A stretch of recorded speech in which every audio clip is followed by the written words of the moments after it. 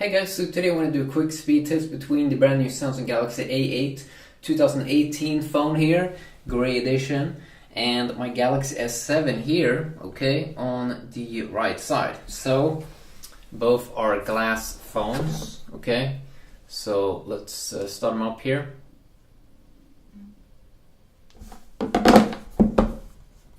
Sammy's new phone, great.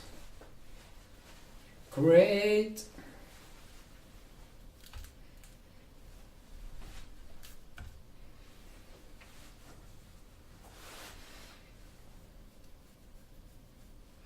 You see both have LED lights. Lag. Wow. Okay, so clearly you can see there that the Galaxy S7 lags way more. The Galaxy S7 has an app drawer over here. Here you just swipe up like that, okay? And you can also see here they have a similar UI, but this one is way more bluish. And if I go into settings, way more white here. Looks like it's a better display on the Samsung Galaxy A8. About device, software info, Android 7.0 here, and this one, Android 7.1.1.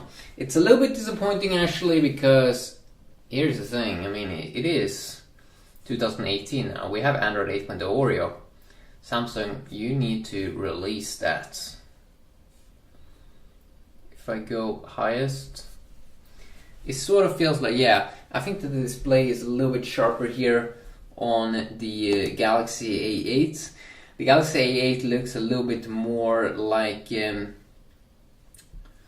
LG G6.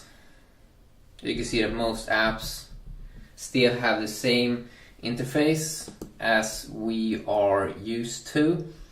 If we check out multitask here, you can also see both are smooth in performance and looks super identical.